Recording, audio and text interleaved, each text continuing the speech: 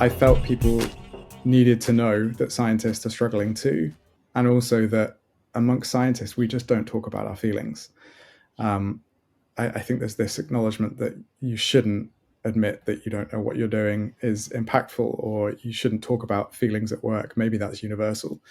But I started to talk to my colleagues, and then people put me in touch with other people, and I spoke to about 25 people, interviewed them for about 2 hours, photographing them. They brought three emotions that they felt about the state of the planet. And we discussed each one in turn, and then they helped to pick one portrait for each of those words. And it was very, very hard. We had lots of very difficult discussions. I cried a lot. Um, One time we had to pause and just sit on the sofa for an hour while we sobbed. But everybody used the word catharsis unprompted.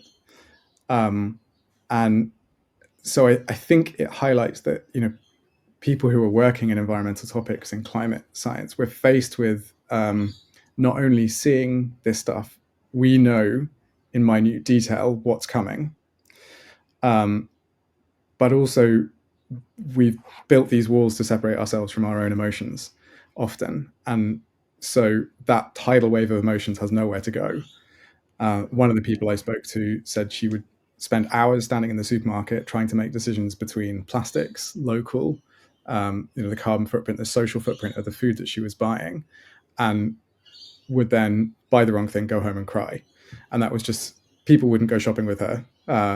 So, these emotions are seeping out of our work and into our daily life. They're already in everyone's daily lives, really. But that pain of knowing what's coming is quite unique to people in this situation, not just academics, but people who work in the environmental field, or who really familiarize themselves with the research.